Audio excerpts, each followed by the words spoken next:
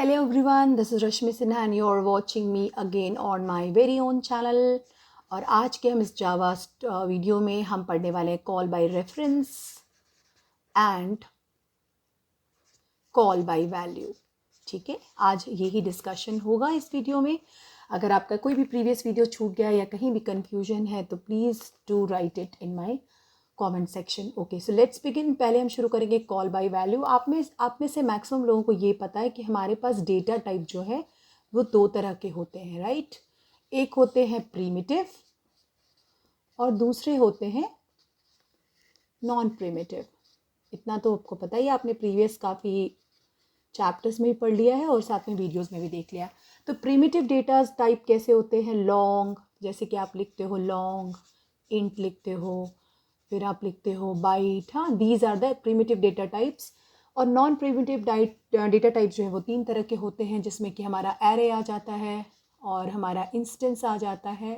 ठीक है, तो ये सारे जो है हमारे नॉन प्रीमिटिव डेटा टाइप्स होते हैं. जब हम प्रीमिटिव डेटा टाइप्स को इन्वोक करते हैं, मेथड को इन्वोक करते हैं, उसे हम कहते हैं कॉल बाय वैल्यू. तो चलिए सबसे पहले इसका सिंटेक्स देखते हैं कि कॉल बाय वैल्यू वर्क कैसे करती है और कॉल बाय वैल्यू में किस तरह के प्रोग्राम्स बनाए जाते हैं. So let's begin. सपोज कीजिए कि आपने ए की वैल्यू, सपोज कीजिए आपके पास इंट ए है जिसकी वैल्यू आपने 10 रखी. ठीक है, तो इसका मतलब है कि मेमोरी में इसके लिए कोई जगह बन गई जहाँ इसकी वैल्यू होगी 10, राइट. अब सपोज कीजिए आपने एक वैल्यू बी कॉल की जिसमें आपने ए को इंट्रोड्यूस कर दिया. ऐसे सिचुएशन में ऑटोमेटिकली ए की वैल्यू बी को भी मिल जाएगी, यानी अब बी के पास भी 10 हो गया, राइट. यानी यहाँ क्या हुआ, हमारी वैल्यू जो है वो कॉपी हो जाती है बी में, यानी ए की वैल्यू जो है वो बी में कॉपी हो जाती है. तो सिमिलरली जब हम कोई भी चीज़, जब हम कॉल बाय वैल्यू यूज़ करते हैं तो हमारे पास दो पैरामीटर्स होते हैं. मैं भी आपको समझाऊंगी प्रोग्राम के दौरान, जिसमें आपको फर्स्ट जो है वो फॉर्मल पैरामीटर होता है. अब अगर आप पहले प्रिंट करो system dot out dot print L N, ठीक है, और आप डिमांड करो ए की वैल्यू और स्पेस देकर बी की वैल्यू, तो आपके ए का भी इनपुट 10 आएगा और बी का इनपुट भी 10 आएगा, करेक्ट, क्योंकि आपने ए के लिए भी 10 स्टोर किया था और बी को ए में स्टोर किया था. लेकिन अगर आप सिचुएशन को चेंज कर दो, यानी अब अपनी ए की वैल्यू आप मॉडिफाई करके 50 कर लो, ऐसे में बी की वैल्यू क्या चेंज होती है? तो आंसर है बिल्कुल नहीं चेंज होगी. इसका रीज़न ये है कि अभी भी एक बी में फर्स्ट ही वैल्यू स्टोर है ए की. तो इसे हम कहते हैं कॉल बाय वैल्यू, जिससे हम जब हम मेथड को मॉडिफाई भी कर देते हैं, जो प्राइमरी मेथड है उसको अगर हम मॉडिफाई भी कर देते हैं, तब भी हमारी न्यू जो स्टोर्ड वैल्यू वाली वैल्यू है उसमें कोई फ़र्क नहीं आता है. ठीक है, यानी आपके फॉर्मल पैरामीटर्स चेंज नहीं होते हैं इनकेस आप उसमें कोई भी तरह की मॉडिफिकेशन भी कर दो. ओके, एक या और एग्जाम्पल देख लीजिए, मैं आपको समझा देती हूँ. और एग्जाम्पल आसान सा, मान लीजिए कि एक स्टूडेंट है और उसने एक मास्टर कॉपी बनाई. हाँ, सपोज कीजिए ये रही उसकी मास्टर कॉपी. अब उसने अपने 5 फ्रेंड्स में वो कॉपी बांट दी. ठीक है, तो ये जो 5 फ्रेंड्स हैं ये इसकी कॉपी कर रहे हैं इसकी कॉपी से. तो क्या अगर ये स्टूडेंट अपनी कॉपी में कोई भी चेंजेस करेंगे तो क्या होगा? क्या इस जो मेन स्टूडेंट था जिसने अपनी कॉपी दी थी कॉपी करने, क्या उसमें कोई चेंजेस आते हैं? नहीं आएंगे, क्योंकि ये कॉपी ऑलरेडी सेव्ड है, ये कॉपी ऑलरेडी मास्टर कॉपी है. ये लोग चाहे अपनी कॉपी में कुछ भी चेंजेस करें, इसमें इसके चेंजेस, इसमें कॉपी में कोई चेंजेस नहीं आएंगे. होप आपको इतनी दूर समझ आ गया होगा. अब चलिए इसका मैकेनिज्म देखते हैं कि ये काम कैसे करता है. ये देखिए, मैंने बना दिया है प्रोग्राम ताकि हमारा टाइम बच जाए. मैं एक public class call by value नाम का ही प्रोग्राम शुरू कर रही हूँ और इंट चेंज. अब आप सोचेंगे कि भाई मैंने पब्लिक स्टैटिक वॉइड क्यों नहीं लिखा, सीधा यही क्यों लिख दिया? इसलिए क्योंकि ये इंस्टेंस होता है. इंस्टेंस मतलब सीधा क्लास में कॉल हो जाता है. इसके लिए आपको मेन मेथड लिखने की ज़रूरत नहीं पड़ती है. तो ये भी आपका एक फ़ायदा हुआ कि जब भी आप पास वैल्यू यूज़ करते हैं, पास बाय वैल्यू या कॉल बाय वैल्यू यूज़ करते हैं, तो इसका फ़ायदा क्या होता है? वो आपको इंस्टेंस मेथड से सॉल्व होती है और उसमें आपको क्लास के अंदर ही वैल्यू डाल देनी होती है, कोई मेन मेथड लिखने की ज़रूरत नहीं है. यहाँ मैंने रिटर्न मेथड भी यूज़ किया हुआ है. तो यहाँ मैंने एक वैल्यू इंट्रोड्यूस की बी, जिसको मैं इंक्रीमेंट करना चाहती हूँ. ठीक है, अब रिटर्न बी, तो जब भी इसका आंसर आएगा तो क्या आंसर आएगा? ये रिटर्न होके आ जाएगा. लेकिन अब देखिए प्रोग्राम में क्या अंतर आया. Public static void main string अब मैं वापस मेन मेथड कॉल कर रही हूँ, जब भी मैंने स्टैटिक वर्ड यूज़ कर दिया तो डेफिनेटली मुझे क्या करना पड़ेगा, एक न्यू ऑब्जेक्ट क्रिएट करना पड़ेगा। अदरवाइज इस ऑब्जेक्ट को जो कि आपके पास पहले से वो रीड कर ही नहीं सकता है। और याद रखिए कंडीशन क्या होती है न्यू ऑब्जेक्ट बनाने की, कि आपको अपने क्लास का नाम लिखना होता है और फिर ऑब्जेक्ट। तो ऑब्जेक्ट में आप OBJ या OB कुछ भी आप लिख सकते हो, वो अलाउड होता है, वो यूजर्स चॉइस होती है। और फिर क्या लिखिए, न्यू लिखिए, फिर से क्लास का नाम और जो पैरामीटर्स बनते हैं वो क्लोज कर दीजिए। न्यू क्लास बनाने के बाद यहाँ मैंने एक अदर वैल्यू इंट्रोड्यूस की जो इंट a है, जिसकी वैल्यू 20 है, ठीक है, और एक इंट x जो OBJ चेंज को यानी a में होने वाले चेंजेस को रिकॉर्ड करेगा। अब मैं प्रिंट करा रही हूँ, देखिए प्रिंट कराते वक्त system.out.println value of a after passing, और दूसरा है system.out.println value of x after modifying. तो मुझे क्या आंसर मिलेगा, जल्दी बताइए, इसका आंसर मुझे क्या मिलेगा, क्या रन टाइम, क्या आउटपुट क्या आएगी आपकी इस प्रोग्राम की, जल्दी सोच के बताइए। कॉपी कर लीजिए, अगर ये प्रोग्राम कॉपी नहीं कर पाए तो मैं इसको नीचे कर देती हूँ ताकि आपको पूरा प्रोग्राम अच्छे से दिख जाए।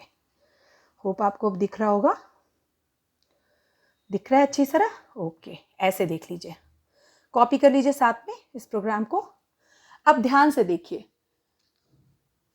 यहां पर B ने A की वैल्यू, यहां जब आप प्रोग्राम रन करोगे तो जो B है वो क्या करेगा, A की वैल्यू अपने आप में स्टोर कर लेगा, वो कॉपी कर लेगा A को, तो उसके पास स्टोर हो जाएगा 20, ठीक है, उसने कॉपी कर ली, कॉपी ऑफ A, ये स्टोर कर रहा है 20। कहां से उसको मिला, अब ये वैल्यू आ रही है बीच में, इस वैल्यू के साथ क्या हुआ, तो उसने this statement modify copy not original, ये स्टेटमेंट जो है वो आपके मॉडिफाई में आएगा, ओरिजिनल में नहीं आएगा, ये मॉडिफाई में आएगा आपका वैल्यू, ठीक है। और ये जो आपका इंट 20 है, ये वाली वैल्यू में A की वैल्यू 20 ही रहेगी क्योंकि आपने ऑलरेडी 20 डाली, यही वैल्यू आपकी यहाँ चली गई है, ठीक है, और ये रही आपकी वैल्यू जो भी यही स्टोर करेगी। करेक्ट, चलिए मैं एक प्रोग्राम और बनाती हूँ, हमारा क्लास का नाम है पास बाय वैल्यू, ओके, ओके, ठीक है, प्रोग्राम शुरू कर दीजिए। इंस्टेंट मेथड ले लीजिए, तो यहीं पर आप इंस्टेंस मेथड ले लीजिए, यानी कॉल बाय वैल्यू में क्लास के अंदर ही हमें वैल्यू इंट्रोड्यूस कर देनी है। अब आप पब्लिक चॉइस होती है, आप लिख भी सकते हो, नहीं तो सीधा आप वॉइड लिख दो चलेगा, और यहाँ अपना मेथड डालो, सम एक मेथड है, ठीक है, इसके अंदर मैंने एक m इंटीजर इंट्रोड्यूस किया। ये क्या है, आपका फॉर्मल पैरामीटर। फॉर्मल पैरामीटर वही है जो प्राइमरी पैरामीटर होता है और जिससे किसी भी और दूसरे पार्ट के प्रोग्राम को चेंजेस में फ़र्क नहीं आएगा, अभी आप आगे देखोगे। अब शुरू करते हैं प्रोग्राम, चलिए कुछ वर्क कराया, इसको n+s कराते हैं हम नंबर को, this is n, sorry this is n, okay, okay. Now अब अपना मेथड प्रिंट करा दीजिए, system.out. पूरा लिखा करिए, मैं शॉर्टकट लिख दे रही हूँ थोड़ा वीडियो छोटा रखने के लिए। मेथड, जो आपका मेथड आया सम, ठीक है, इज इक्वल्स टू +n, यानी वैल्यू खत्म हो गई। फायदा क्या होगा, ये आपने एक फॉर्मल पैरामीटर चलाकर प्रोग्राम खत्म कर दिया। अब कॉल बाय वैल्यू का प्रोग्राम है, तो चलिए इसके अंदर हम अपनी वैल्यू इंट्रोड्यूस करके देखते हैं कि उनके साथ क्या फ़र्क आता है, ठीक है। तो इस प्रोग्राम के नीचे फिर से लिखिए पब्लिक वॉइड चेक, नया प्रोग्राम, ये एक और मेथड हमने क्लास नेम ले लिया है यहाँ पर, क्लास नेम नहीं है सॉरी, मेथड ले लिया है। अब देखते हैं, चेक करते हैं। अब इसमें s की वैल्यू 10 डालिए, डाल दी, सेमीकोलोन। अब system.out.println में ओरिजिनल s कितना आएगा बताइए, मैं ऊपर लिख देती हूँ यहाँ पर, system.out.println में ओरिजिनल s कितना आएगा, ओरिजिनल s जल्दी से सोचिए कितना आएगा। फिर system.out.println में सिर्फ s कितना आएगा, और system.out.println में आफ्टर कॉल आपका जो s है वो कितना आएगा, ये तीनों आपने फाइंड आउट करना है। अब मैंने आपको पहले ही, ये देखिए, क्लास पास बाय वैल्यू लेकर हमने एक प्रोग्राम रन किया जिसमें इंस्टेंस मेथड में नम को डाला, पब्लिक वॉइड, पब्लिक मैंने बार बार बताया, ऑप्शनली लिख भी सकते हैं, नहीं भी, वॉइड कंप्यूट नाम का एक मेथड है जो इंट n की वैल्यू को इंट्रोड्यूस कर रहा है। एन क्या है, जो कि एन इज इंटू 2 है, ठीक है। System dot out dot print L N करते हैं तो वैल्यू ऑफ मेथड कॉल आपको एन की वैल्यू निकल कर आ जाती है। फाइन, यहाँ तक कोई बात नहीं, प्रॉब्लम नहीं है। आपका फॉर्मल पैरामीटर कौन है, ये है, ये आपका फॉर्मल पैरामीटर है, ठीक है। यहाँ तक होप आपको समझ आ गया होगा। अब हम प्रोग्राम में, अब आपको समझ आ गया कि एन जो वैल्यू ऑफ नम जो है वो एन में कॉपी हो गया है। नम की जो भी वैल्यू आपका अगले प्रोग्राम में, अगले पार्ट में मैं डालूंगी, वो किससे जाएगा, एन से जाएगा, क्योंकि वो इसी को समझ रहा है, ठीक है। तो चलिए देखते हैं अगले पार्ट में क्या होता है। ओके, तो आपने यहाँ तक समझ लिया था, यहाँ तक समझ लिया था। अब मैं पब्लिक वॉइड टेस्ट कंप्यूट नाम का एक दूसरा, जहाँ पे मुझे वैल्यू, कौन सी वैल्यू मुझे यूज़ करनी है, अब एक्चुअल वैल्यू को, लोकल वैल्यू को। तो मैंने नम की वैल्यू 5 असाइन कर दी। अब मैंने आपको थोड़ी देर पहले बताया कि एन जो है वो नम में, नम जो है वो एन में स्टोर हो चुका है। तो अगर आपने नम की वैल्यू 5 डाली तो डेफिनेटली वो उसे एन भी रीड कर लेगा, करेक्ट, क्योंकि आपने अब की वैल्यू 5 डाल दी है तो उसे रीड कर लेगा आराम से एन को, करेक्ट। तो आपका जो नम जो है वो अभी 5 हो चुका है, तो आपका ने जब बोला उसको प्रिंट करने को ओरिजिनल वैल्यू प्रिंट करो, तो ऐसे कंडीशन में वो क्या प्रिंट करेगा, सिर्फ 5 को प्रिंट करेगा, क्योंकि ओरिजिनल वैल्यू नम की भी 5 है और नम की वैल्यू एन में स्टोर्ड है। और वो इसलिए हो गई क्योंकि हमने नम के नाम से ही अपना जो इंटीजर है वो शुरू में ही असाइन किया हुआ था, ठीक है। तो यही सेकंड बॉडी पार्ट जो है इस प्रोग्राम का, कॉल बाय वैल्यू का फायदा भी यही होता है कि आप कितनी बार भी वैल्यूज या अपने बदल बदल के वैल्यूज डाल सकते हैं और वो उसको रीड करता जाएगा, कोई मुश्किल नहीं आएगी, राइट। तो यहाँ पर वो वैल्यू कहाँ चली गई, आपकी एन में, तो आपका फर्स्ट आंसर आ जाएगा 5।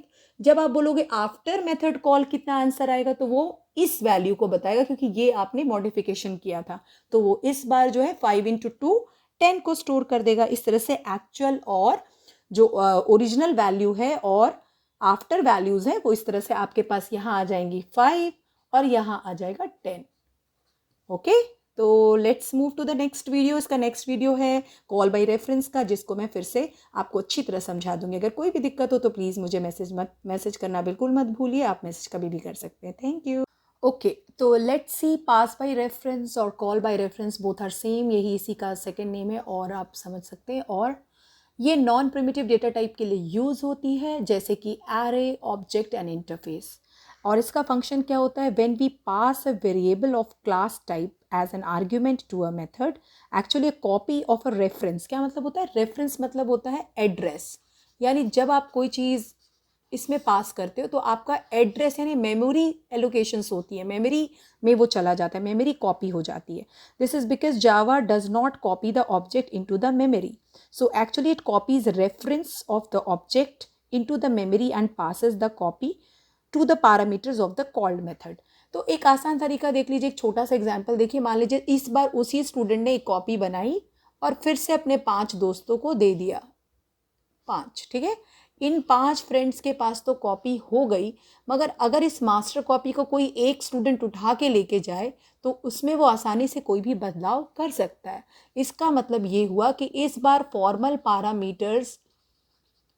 पैरामीटर्स जो है वो एक्चुअल पैरामीटर से अफेक्टेड हो जाएंगे, क्योंकि ये पूरी की पूरी कॉपी ही, मेमोरी ही उसकी चेंज कर दी हमने, उसकी जगह ही बदल दी, ठीक है। ये यहाँ जब तक थी वो अपने मास्टर के पास थी, लेकिन जब इस स्टूडेंट ने इसको कॉपी घर लेके चला गया ये, तो इसका मतलब ये हुआ कि इसने इसकी मेमोरी यानी इसकी जगह बदल दी है, तो डेफिनेटली इसमें कोई भी चेंजेस कर सकता है। तो ऐसे में जैसा कि हमने पिछली बार देखा, कॉल बाय वैल्यू में फॉर्मल पैरामीटर्स में चेंजेस नहीं आते थे, जब भी आप एक्चुअल पैरामीटर्स में कुछ भी चेंजेस करते थे उसको कोई फ़र्क नहीं पड़ता था उससे, लेकिन यहाँ फ़र्क पड़ेगा। तो लेट्स सी कि इसमें कैसे प्रोग्राम्स बनते हैं। चलिए इसका प्रोग्राम बनाते हैं।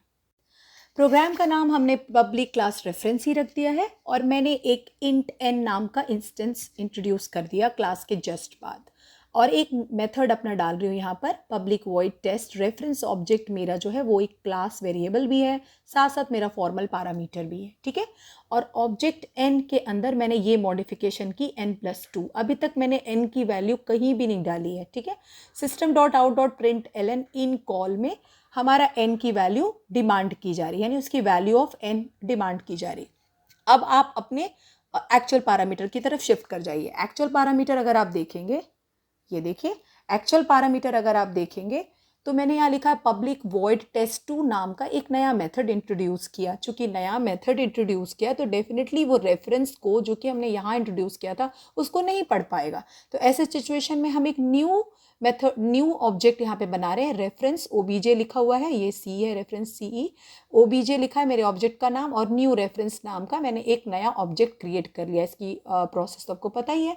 और अब मैं n की वैल्यू 10 इंट्रोड्यूस कर देती हूँ। अब आगे का पार्ट क्या लिखती हूँ मैं, यहाँ देखिए, आगे का पार्ट यहाँ एडजस्ट नहीं हो रहा था तो मैंने लिखा नहीं है, अब लिख देती हूँ। अब मान लीजिए मैं लिखती हूँ system.out.println, ओके, system.out.println, होप आपको दिख रहा हो अच्छी तरह, ठीक है। system.out.println लिख देती हूँ और अब मांग रही हूँ ओरिजिनल वैल्यू, ठीक है, ओरिजिनल वैल्यू चाहिए भाई मुझे। पहले वाला ओरिजिनल क्या है मेरा, लाइए लौटाइए मुझे। और यहाँ मैं लिखती हूँ ऑब्जेक्ट n, ओबीजे जो आपका n था वो वैल्यू मुझे वापस चाहिए, ठीक है। और टेस्ट ऑब्जेक्ट जो आपने लिया था वो यहाँ डाल दीजिए। टेस्ट ऑब्जेक्ट पता है ना, यहाँ था आपका, ये रहा आपका टेस्ट2 नाम का, तो आपने टेस्ट ऑब्जेक्ट इधर लिख देना है, इसको आप ब्रैकेट में लिख दो। ये है क्या, ये एक मेथड है जो वैल्यू पास करेगा ऑब्जेक्ट को। ये क्या करता है, ये एक मेथड है, लिख लीजिए ऐसे कमेंट लाइन डाल के कि ये मेथड है जो वैल्यू पास करता है। वैल्यू किसको पास करता है, वो ऑब्जेक्ट को, तभी वो समझ पाएगा, ठीक है। तो यहाँ पर हम एक न्यू मेथड ऐड कर देते हैं, ये एक मेथड है। अब आप डालिए आफ्टर कॉल क्या आंसर आएगा, system.out.println आफ्टर हमारा जो चेंज हमने किया उसके बाद हमारा वैल्यू क्या आएगा वो डालिए। अगर दिक्कत हो रही है थोड़ा सा रब कर देती हूँ, इस साइड को थोड़ा साफ हो जाएगा, ये भी रब कर देती हूँ, ओके। यहाँ देखिए, बस यहाँ प्रोग्राम ख़त्म हो रहा है, आफ्टर कॉल, और यहाँ पर आप ऐसे बना दीजिए। ये आपने नोट कर ही लिया होगा तो मैं रब कर देती हूँ, क्योंकि फिर नहीं तो नीचे वाली लाइन में कन्फ्यूजन हो सकती है आपको। साथ साथ मेरे लिखते जाइए, बहुत अच्छा रहेगा। प्रोग्राम सारा कॉपी कर लीजिए, कॉपी ज़रूर बनाइए, नहीं तो आपको बहुत दिक्कत होगी एग्ज़ाम के दौरान। यहाँ पर आफ्टर कॉल आप वैल्यू मांगिए कि अब जो है आपका OBJN क्या होगा, बताइए, जल्दी से बताइए। प्रोग्राम को क्लोज कर दीजिए। अब जल्दी बताइए क्या होगा, प्रोग्राम की आउटपुट क्या आएगी। ओरिजिनल वैल्यू क्या रहेगी, 10, क्योंकि वो आपने यहाँ इंट्रोड्यूस की है ना, 10 आपने n में डाला, तो आपका ओरिजिनल वैल्यू भी जाके यहाँ रेफरेंस जो आपने n डाला है वही तो 10 बना ना, तो ये आपकी ओरिजिनल वैल्यू 10 रहेगी। और मॉडिफाई किया आपने क्या, n+2, तो आपकी आफ्टर कॉल वैल्यू क्या हो गई, आसानी से चेंज हो जाती है। बट याद रखिएगा जो कॉल बाय रेफरेंस होते हैं ना, वो स्ट्रिंग के केस में कोई बदलाव नहीं करते हैं। ये आप नोट लिख लीजिए साथ में कि जब आप स्ट्रिंग वैल्यूज़ एंटर करेंगे इसमें कॉल बाय रेफरेंस में, तो वो कोई भी string objects are immutable in Java, so which means they cannot be changed once they are created. उनकी वैल्यू में ना तो आप कितने भी मॉडिफिकेशन करें कोई चेंजेस नहीं आएंगे। तो ये था आज का पूरा कंप्लीट वीडियो, इसको अच्छी तरह कॉपी डाउन कर लीजिए, अपने क्वेरीज तैयार रखिए अगर कोई प्रॉब्लम है, ताकि मैं आपकी हेल्प कर सकूं। और आप मुझे टेलीग्राम पर या फिर इंस्टाग्राम पे पर्सनल मैसेज भी कर सकते हैं और ज्वाइन कर सकते हैं। Thank you.